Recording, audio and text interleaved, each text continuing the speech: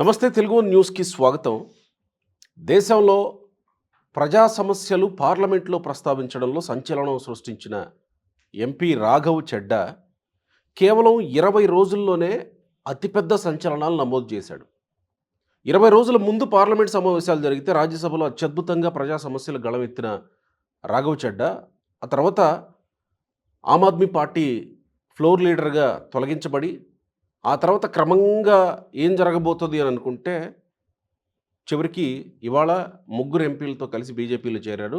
మేము ముగ్గురమే కాదు 7 ఎంపీలు మాతో పాటు ఉన్నారని రాఘవ్ చెడ్డా బాంబ్ పేల్చేశారు. దాదాపు 2/3 మెజారిటీ ఉంది కనుక ఆప్ రాజ్యసభ పక్షాన్ని పూర్తిగా బీజేపీలో విలీనం చేసేస్తున్నామని చెప్పేస్తున్నాడు ఆయన. ఎందుకు ఈ పరిణామాలు ఇంత వేగంగా మారాయి? ఎందుకు రాఘవ్ చెడ్డాకి ఈ పరిస్థితి వచ్చింది? అసలు ఆప్కి ఎందుకు ఈ పరిస్థితి వచ్చింది? వివి రావు గారు సీనియర్ జర్నలిస్ట్ ఉన్నారు మనతో. నమస్కారం రావు గారు. ఎట్లా చూడాలి ఈ పరిణామాలని? ఇంత వేగంగా మారిపోయినాయి లేదా దీనికంటే ముందే ఉన్న గ్రౌండ్ ప్రిపేర్ అయ్యిందా? అంటే ఢిల్లీ అసెంబ్లీ ఎన్నికల కంటే ముందు నుంచే గ్రౌండ్ ప్రిపేర్ అవుతుంది. ఆప్ మీద భారతీయ జనతా పార్టీ దృష్టి పెట్టింది. అప్పటి నుంచే వాళ్ళని ఇబ్బందులు పెట్టడం, జైళ్ళలో పెట్టడం, లిక్కర్ కేసు అని చూసాం మనం. ముఖ్యమంత్రిగా ఉన్నటువంటి కేజ్రీవాలే లోపల పెట్టారు కదా. అంతకుముందు మంత్రిని సిసోడియా ఒక దాదాపు 17 నెలల పాటు సిసోడియాని జైల్లో ఉంచారు. ఈ నేపథ్యంలో మొత్తం మీద ఢిల్లీలో బీజేపీ అనుకున్నది సాధించింది. జైల్లో పెట్టడం ద్వారా గెలవడం ద్వారా ఓకే, జైల్లో పెట్టడం అంటే దాని పర్యవసానం గెలవాలనే కదా. ఆ పరిణామాలన్నీ ఇచ్చేసి వాళ్ళని మొత్తం కట్టడి చేసి ఇచ్చేసి వాళ్ళని ఒక బదనాం వేసి వీళ్ళు అసలు తప్పుడు మనుషులు, వీళ్ళు అవినీతికి వ్యతిరేకమైన మాటలకే చెప్తున్నారు తప్ప వీళ్ళు 1,000 కోట్ల అవినీతులు దక్షిణాది నుంచి మొదలుపెట్టారు వీళ్ళు అని చెప్పేసి అందరినీ దక్షిణాది వాళ్ళని వీళ్ళంతా లోపల పెట్టేసి మొత్తానికి ఆ పని పూర్తిగా ఇచ్చేసారు. ఇప్పుడు మిగతా కార్యక్రమం కాస్త కూస్తూ ఉంటే అది మొదలుపెట్టారు. ఇప్పుడు ఒక కార్యక్రమాన్ని చేసేటప్పుడు ఫేజర్ మేనర్లో చేసుకుంటూ వస్తారన్నమాట. అంటే ఆప్ని ఊడ్చే చీపురు పెట్టి ఊడ్చే కార్యక్రమం మొదలుపెట్టారు. ఢిల్లీ ఎన్నికలు ఊడ్చేశారు. ఇక రాజ్యసభలో 10 మంది ఉన్నారు. వాళ్ళు రాజ్యసభలో 10 మంది ఉన్నారు. 10 మందిలో ఇవాళ 3 వేసేసారు. మిగతా 4 కూడా వస్తున్నారని చెప్పేసి చద్దా చెప్తున్నాడు. మేము ఉదయమే మీ 7 సంతకాలు పెట్టి రాజ్యసభ చైర్మన్కి ఇచ్చాము, మేము ఆప్ నుంచి బీజేపీలో మెర్జ్ అవుతున్నాము, దానికి వీళ్ళంతా సంతకాలు పెట్టారు మిగతా 4 కూడా అని చెప్పేసి ఆయన మీడియా ముందు మాట్లాడేశాడు. ఇప్పుడే కొంతసేపు ముందు మాట్లాడేశాడు. అంటే ఎందుకు ఒక రాజ్యసభ పక్షాన్ని మొత్తాన్ని విలీనం చేయడానికి కారణం ఏంటి? అంటే వీళ్ళు పార్టీలు ఫిరాయించారనుకోండి, బీజేపీకి చెడ్డ పేరు వస్తుంది కదా. చెడ్డ పేరు అంటే వాళ్ళ పార్టీ తీసుకున్నారు. ఇది ఇప్పుడు ఏం చెప్తారు, మన దగ్గర కూడా చూసాం గతంలో తెలంగాణలో కూడా 2014 తర్వాత తెలుగుదేశం 2/3 మెజారిటీ మాతో వచ్చేసింది. 18 తర్వాత కాంగ్రెస్ వాళ్ళు కూడా మెజారిటీ వచ్చేసారు మాకు, వాళ్ళిద్దరు 3 మిగిలారు. 19 మంది ఎమ్మెల్యేలో 12 మంది వచ్చేసారు. మా దాంట్లో ఇదైపోయారు, విడిపోయి వచ్చేసారు, మేము కలుపుకున్నాం చెప్తున్నారు కదా. అంటే ఇది ఒక కారణం, సాగు చెప్పడమే తప్ప నైతికంగా వాళ్ళు చేస్తున్నది తప్పు అనేది వాళ్ళకి తెలుసు.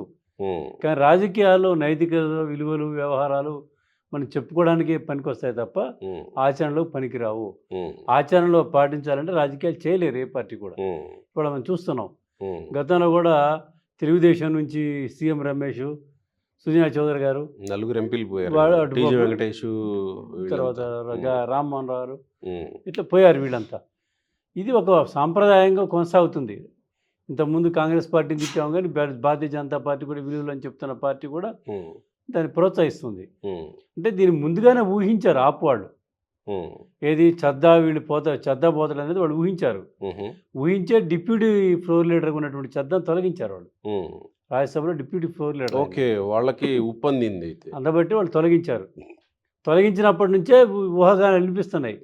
ఇది ఇవాళ కాకపోతే రేపే అనేది మోడీ షా గ్యాంగ్లో చేరుతున్నాడు అనేది నేషనల్ మీడియా, నేషనల్ విశ్లేషకులు వీళ్ళు విశ్లేషిస్తూనే ఉన్నారు. అయితే అనుకున్నదంతా ఇవాళ అయిపోయింది సడన్గా. ఫస్ట్ ఫేజ్ అసెంబ్లీ ఎన్నికలు అయిపోయినాయి.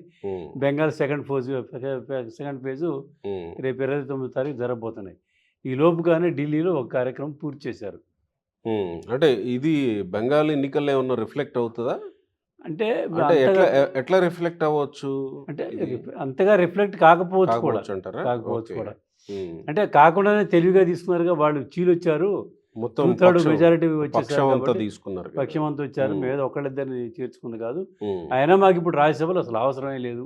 హ్మ్. మాకు మెజారిటీ ఉంది హ్మ్. అనేది కదా ఇప్పుడు వాళ్ళు చెప్పేది. మొన్నటి వరకు కొంచెం ఇబ్బంది పడ్డారు. హ్మ్. మెజారిటీ లేక ఇప్పుడు మెజారిటీ ఉంది. సో మాకు ఇబ్బందే లేదు అనే ధోరణిలో బీజేపీ ఉంది. ఇప్పుడు తాజాగా వస్తున్న సమాచారం ఏంటంటే, ఈ త్వరలోనే క్యాబినెట్ ఎక్స్పాన్షన్ ఉంటది. ఓకే. ఆ ఎక్స్పాన్షన్‌లో చద్దా మంత్రి అవుతాడనేది హ్మ్. తాజాగా వినిపిస్తున్నటువంటి హ్మ్. సమాచారం హ్మ్. మనకున్నటువంటి అంటే ఇది. ఆప్ నుంచి ఎందుకు వెళ్ళిపోయారంటే వీళ్ళు చెప్తున్న రీజన్స్ ఏంటి? అంటే వాళ్ళు చెప్తున్న రీజన్స్ ఉండొచ్చు. నిజంగానే ఆప్ వాళ్ళు చెప్తున్న రీజన్స్ పరిస్థితుల్లోనే ఉందా ఆమ్ అంటే ఆద్మీ పార్టీ? ఆపు గందరగోళం ఉన్నమాట వాస్తవం. ఆపు గందరగోళంలో ఉన్నమాట వాస్తవం. అంటే రాజకీయంగా. రాజకీయంగా. ఓకే. అంటే ఇంకా అవినీతి మరకలు అవి కోర్టు వ్యవహారాలు ఇవి తేల్చిన తర్వాత హ్మ్. కోర్టు కూడా చెప్పింది కదా స్పష్టంగా ఢిల్లీ అదే కోర్టు. రౌస్ అవెన్యూ కోర్ట్ చెప్పింది. రవిశంకర్ కోర్టు చెప్పింది కదా! హ్మ్. హ్మ్. ఇదేదో మీరు ఆరోపణల మీద ఊహలతో చేసినటువంటిది. హ్మ్. ఇది వాస్తవం లేదంటే వాళ్ళు కూడా దాని మీద సీబీఐ కోర్టుకు పోయింది. హ్మ్. అది వచ్చింది. అది ఏమైనా విచారణ చేస్తే తప్ప అది మళ్ళీ విచారణ చేస్తున్నారు దాని మీద. చేస్తారది. హ్మ్. అయితే ఇదంతా ఊహాగానాలతోటి, ఆరోపణలతోటి చేసిందే తప్ప, హ్మ్. ఈ మొత్తం మీద గందరగోళంలో ఆపుని గందరగోళపరిచారు. ఆపుని డిస్టర్బ్ చేశారు. హ్మ్. వాళ్ళు కోలుకోలేని పరిస్థితి తీసుకొచ్చారు వాళ్ళు హ్మ్. ఆపుని. హ్మ్. ఈ కోలుకోలేనప్పుడు ఈ జనరల్‌గా ఈ రాజ్యసభకు వచ్చేవాళ్ళు ఎటువంటి వాళ్ళు ఉంటారంటే, హ్మ్. 90% వాళ్ళ అవసరాలు, హ్మ్. వ్యవహారాలు చూసుకునే వాళ్ళే ఉంటారు రాజ్యసభలో. హ్మ్. 10% పార్టీ పని కోసం, పార్టీ వీళ్ళని పంపించాలి అవసరాన్ని చూసి పంపించేవాళ్ళు 10% ఉంటారు. హ్మ్. మిగతా 90% వ్యాపారులు, వాళ్ళ అవసరాలు, వాళ్ళ వ్యవహారాలే ఉంటారు. అటువంటి వాళ్ళే వీళ్ళు కూడా మనకు కనిపిస్తుంది. హ్మ్. అక్కడ ఉన్నటువంటి పరిస్థితి. అంటే Raghav Chadha just 37 years old. ఏ చాలా బోల్డ్ అంత రాజకీయ ఇది ఉంది. అంటే ఆయనకి ఇప్పటికిప్పుడు వ్యాపారాలు ఏమి ఉన్నట్టు అంటే మనకైతే చూడలేదు చద్దా గానీ. వ్యవహారాలు ఏమిటనేది మనకు తెలియదు. హ్మ్. హ్మ్. హ్మ్. అంటే రాజకీయాల్లో ఏ వయసుతో సంబంధం లేదు. హ్మ్. ఎప్పుడు అవకాశం వస్తే అప్పుడు సద్వినియోగం చేసుకోగలిగినవాడే నిజమైన రాజకీయ నాయకుడు. ఏదో టైం కోసం వేచి చూడటం, హ్మ్. ఇంక 2 రోజులు చూద్దామని అనుకునేవాడు కాదు. హ్మ్. అప్పుడు వచ్చినటువంటి అవసరాల్ని హ్మ్. వాటిని తనకు అనుకూలంగా మలుచుకోనగలిగినటువంటి వాడిని రాజకీయాల్లో నిలబడగలుగుతాడు. హ్మ్. ఆ ప్రయోగాలు చద్దా చేసినట్టున్నాడు ఇప్పుడు హ్మ్. మనం చూస్తే. ఇప్పుడు ఈ ఈ పరిణామం ఒకటి, ఎన్నికల్లో ఓడిపోవటం ఒకటి, అంతకుముందు కేజ్రీవాల్ రాజకీయ పార్టీ పెట్టినప్పుడు కేజ్రీవాల్, లోక్పాల్ బిల్లు కోసం పోరాటం చేసినప్పుడు కేజ్రీవాల్, అన్నా హజారేతో కలిసి పోరాటం చేసినప్పుడు కేజ్రీవాల్, రాఘవ్ చడ్డా కూడా అక్కడి నుంచి వీళ్ళతో పాటు అవునవును. ఆ పోరాటంలో అంటే వచ్చిన వ్యక్తే. ఈ ఆప్‌లో ఉన్నటువంటి వాళ్ళందరూ కూడా హ్మ్. అంత తెలివి కలవాళ్ళు, హ్మ్. బాగా మాట్లాడగలిగినటువంటి వాళ్ళు, అవును. విషయ పరిజ్ఞానం ఉన్నటువంటి వాళ్ళు, హ్మ్. నిజాయితీగా ఉన్నటువంటి వాళ్ళే చేరారు ఆ పార్టీలో. అవును. దేశవ్యాప్తంగా ఆ పర్సెప్షన్ బిల్డ్ ఆ అయింది బిల్డ్ అందరి అయింది. మీద. అవును. ఇప్పుడు వాళ్ళ హ్మ్. రిక్రూట్‌మెంట్ కూడా వాళ్ళ ఇది హ్మ్. రాజ్యసభలకు గాని, లోక్‌సభలకు గాని, మంత్రులను ఇవ్వడం గాని, హ్మ్. వాళ్ళ ఎంపిక కూడా ఆ రకమైనటువంటి దాన్ని ప్రతిబింబించింది. 97%, 98% స్ట్రైక్ రేట్ అండి. అవును. అవును. జస్ట్ 3 మాత్రమే వాళ్ళు గెలిచారు. బీజేపీ గెలిచింది. అవును. అవును. హ్మ్. అంటే వాళ్ళకి ఆ అపాయింట్‌మెంట్స్, ఆ సెలక్షన్స్ కూడా ఆ రకంగా ఉన్నాయి. హ్మ్. అయితే మన ఇక్కడ అన్నా హజారే మాత్రం మొదటి నుంచి ఒక విషయం చెప్తున్నాడాయన. అన్నా హజారే కొన్ని విషయాలు చెప్తూనే ఉన్నాడు.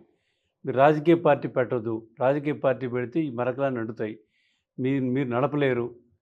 ఈ ఈ ఉద్యమంలో మీరు చేసినంత నిజాయితీగా ఆడ ఉండలేరు అని ఆయన ఎప్పటి నుంచి చెప్తానే ఉన్నాడు. రాజకీయాల్లో ఉన్న తర్వాత ఈ మరకలు అంటుతానే ఉంటాయి. హ్మ్. అంటుతా ఉంటే వారు వీరవుతారు, హ్మ్. వీరు వాడవుతారు. మీకు అంటినా అంటకపోయినా అంటించే వాళ్ళుంటారు. ఖచ్చితంగా. ఖచ్చితంగా. ఆ! ఇప్పుడు ఖచ్చితంగా.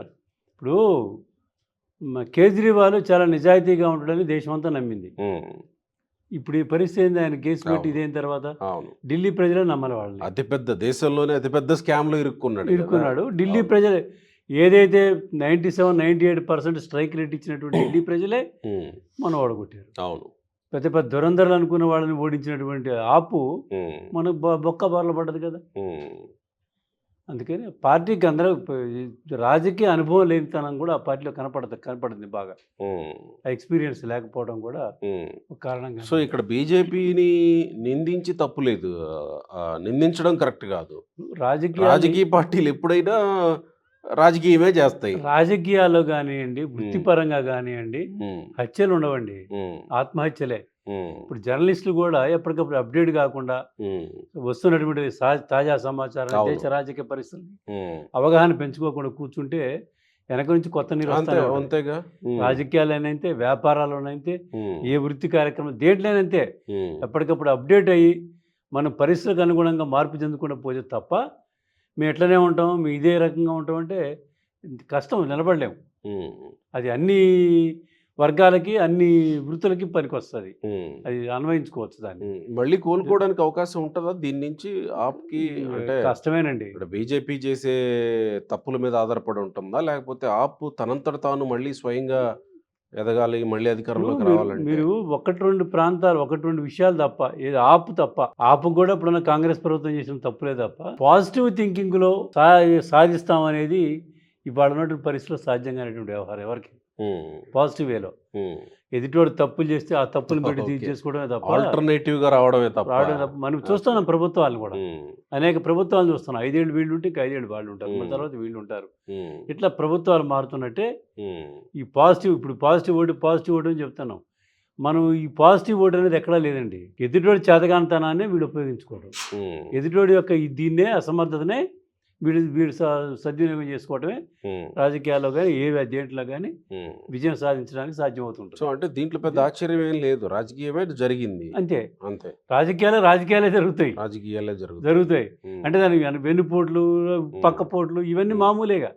రాజకీయాల ఒక భాగం. వాటిని తెలివిగా తట్టుకోగలిగిన వాడు, నిలబడగలిగిన వాడే ప్రభుత్వాన్ని ఏర్పాటు చేసి నడపగలడు. మిగతా వాళ్ళు కష్టం. రాజకీయాల్లో ఎప్పుడు కూడా ఆత్మహత్యలు తప్ప హత్యలు అనేవి తక్కువగా ఉంటాయి. నువ్వు కరెక్ట్ విధానంలో నడిస్తే ఎదుటి నిర్ణయం చేయలేరు. ఇప్పుడు వీళ్ళు ఆరోపిస్తున్నది కూడా అదేగా, ఆప్ మీద ఆరోపణలు చేస్తున్నారు. వాటిని ప్రజలు నమ్మారు. అంటే వీళ్ళు రాఘవ్ చెడ్డా ఇప్పుడు ఎందుకు ఆప్ను వీడాల్సి వస్తుంది అనేది మొన్నటి వరకు బీజేపీ వాళ్ళు చెప్పింది ప్రజలు నమ్మారు. ఇప్పుడు అదే బీజేపీ వాళ్ళు చెప్పింది, రాఘవ్ చెడ్డా చెప్పింది దానికి కొనసాగింపు. అయితే కొంతకాలంగా కేజ్రీవాల్ జైల్లో ఉన్నప్పటి నుంచి రాఘవ్ చెడ్డా వ్యవహార శైలిలో మార్పు ఉంది. కనీసం ఆ కేసు వ్యవహారం ఎక్కడ మాట్లాడలేదు. ఆ కేసు ఉండి జైల్లో ఉన్నప్పుడు ఈయన విదేశాల్లో ఉన్నాడు, ఏదో హెల్త్ దీని పేరుతోటి. ఎప్పటి నుంచో కొంచెం జరుగుతా ఉన్నాడు, కొంచెం సైడ్ ట్రాక్ అవుతూనే వచ్చాడు. ఇప్పటివరకు మరి మిగతా వాళ్ళని మేనేజ్ చేయడానికి ఇంత టైం పట్టిందేమో. మిగతా వాళ్ళు 7 ఉన్నారు కదా, 3-7 చెప్తారు. ఇప్పుడు ఆయనతో పాటు ఒక 2 వచ్చారు. ఎవరు, మన రాఘవ్ చెడ్డాతో పాటు సందీప్ పాటిల్ అని ఒక అతను, తర్వాత అశోక్ ఇంకొక అతను, వాళ్ళిద్దరు వచ్చేసారు. ఇంకో హర్భజన్ సింగ్, స్వాతి మారి ఉన్నారని చెప్తున్నారు. వాళ్ళు ఉన్నారని చెప్తున్నారు. వాళ్ళు కూడా వస్తున్నారని. పార్టీకి సంబంధించిన ఏ విషయాల్ని ఈయన రాజ్యసభలో మాట్లాడకుండా, పార్టీ ఇచ్చిన అంశాలు మాట్లాడకుండా తన వ్యక్తిగత ఎజెండాని ఇది చేసుకున్నారనేది ఆప్ ఆరోపణలు చేస్తున్నది ఇతని మీద. అవును, అందుకే అతని ఫ్లోర్ లీడర్ నుంచి తొలగించామని చెప్తున్నారు. కానీ వీళ్ళకి ఇతను చేస్తున్న యాక్టివిటీ, ఈ బీజేపీ నేతలతో ఇతనుకున్న సంబంధాలు అవన్నీ వాళ్ళకి సమాచారం ఉందే తొలగించారు. ఓకే ఓకే ఓకే అతను ఏదో పెడదారి పడుతున్నాడు, మన దగ్గర నుంచి పోతున్నాడు అనే తోటే ముందుగా వాళ్ళు మేల్కొని డిప్యూటీ లీడర్ నుంచి తొలగించారు. మరి ఈ 1 month కాలంలో ఆయన రాజ్యసభలోనే మొన్న మాట్లాడిన దాంట్లో విపరీతంగా హైప్ వచ్చేసింది, సోషల్ మీడియాలో విపరీతంగా స్టార్ అయిపోయాడు ఆయన. అంటే పార్టీ మారబోయే ముందు అంత స్టార్ డమ్ దక్కించుకొని పోవాలనుకున్నాడు రాఘవ్ చెడ్డా. అంటే ఆప్ వాళ్ళు లోక్సభలో కానీ రాజ్యసభలో కానీ ఎవరు మాట్లాడినా కూడా అదే స్టైల్లో ఉంటుంది. ముందు మాన్ సింగ్, ఇప్పుడు పంజాబ్ ముఖ్యమంత్రి, అతను కూడా లోక్సభలో ఉన్నప్పుడు అద్భుతమైన ప్రసంగాలు చేసేవాడు. అతను అద్భుతమైన ప్రసంగాలు చేసేవాడు. అంటే అంత మెరిటోరియల్ ఇది ఉండేది ఆప్లో.